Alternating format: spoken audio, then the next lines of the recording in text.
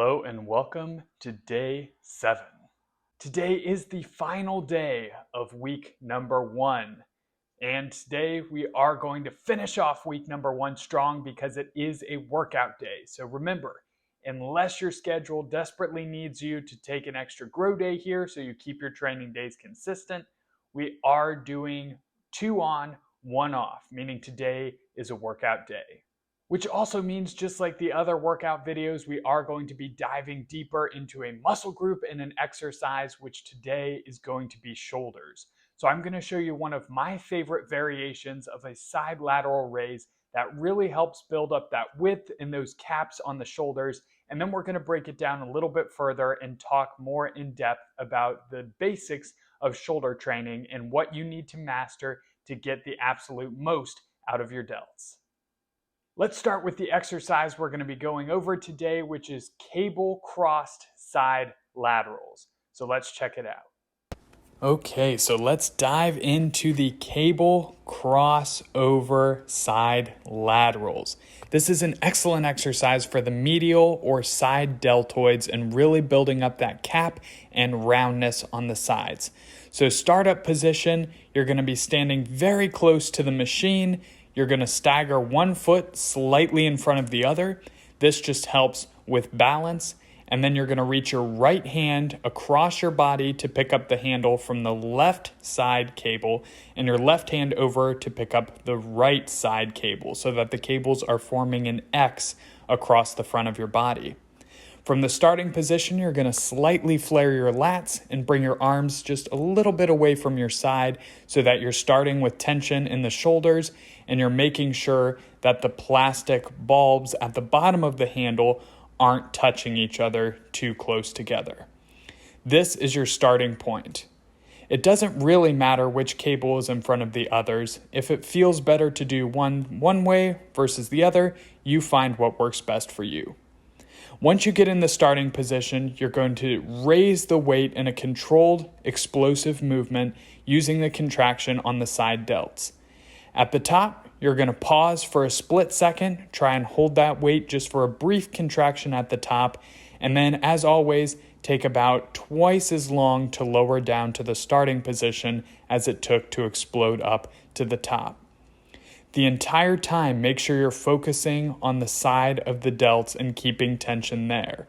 Keeping the arms at your sides and then exploding up to just about parallel at the top.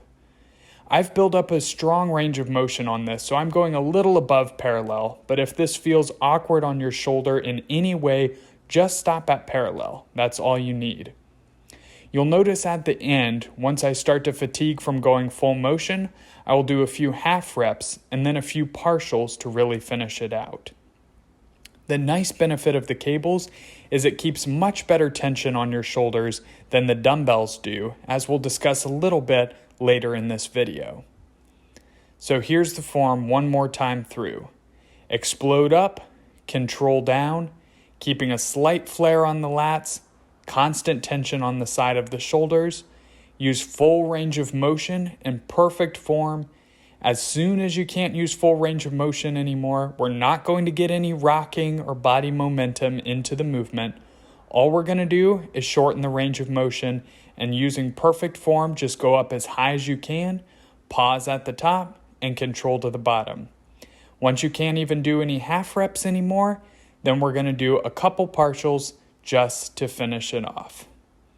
Watch, once I finish the half reps, I'll do a few faster partial movements until my muscle is completely exhausted. So I hope you found that video useful and informative. Cable side laterals and single arm machine laterals are actually two preferred methods for me personally over the dumbbell lateral. And the reason for that is both the cables and the machine keeps constant tension on the shoulders the entire time.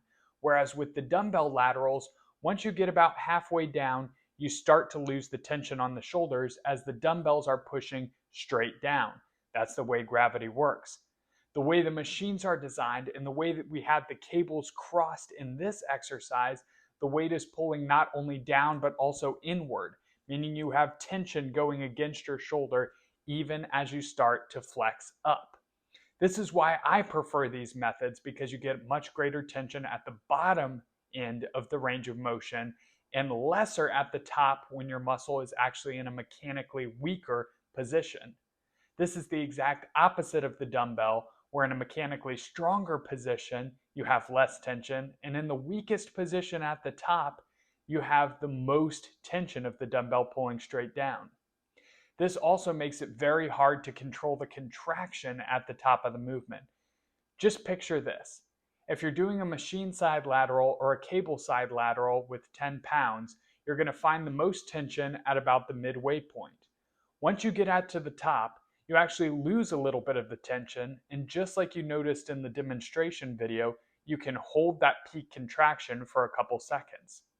With the dumbbells, using an appropriate weight to get that tension in the middle, you'll find it almost impossible to pause for even a second at the top end of the motion without losing form.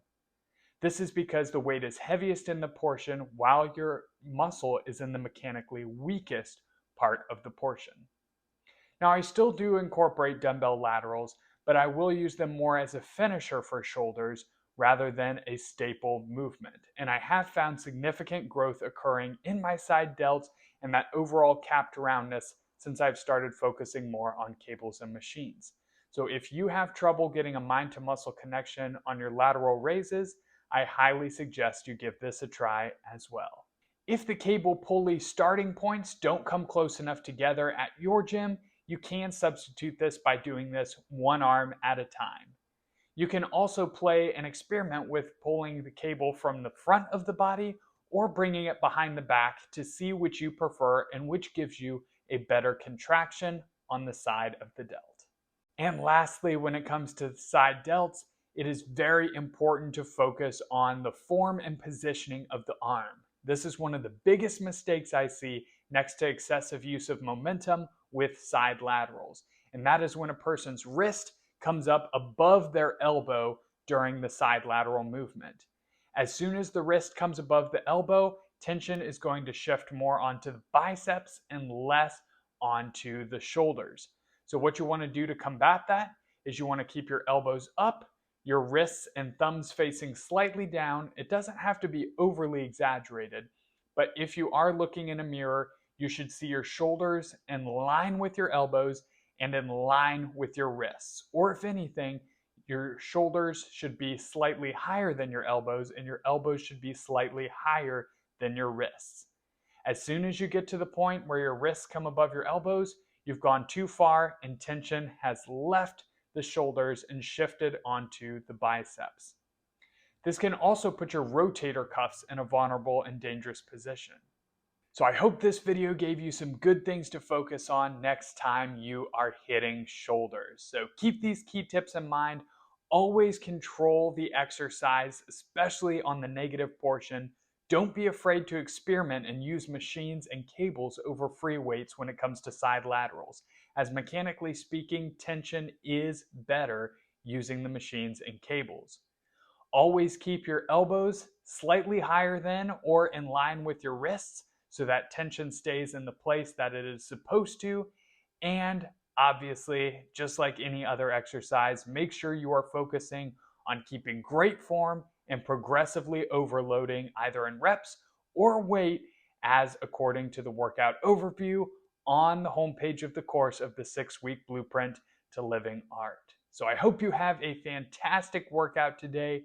As always, if you have any questions on this exercise or on shoulder training in general, feel free to drop a comment down below and I would be happy to answer your question. And in the meantime, I look forward to seeing you in tomorrow's video.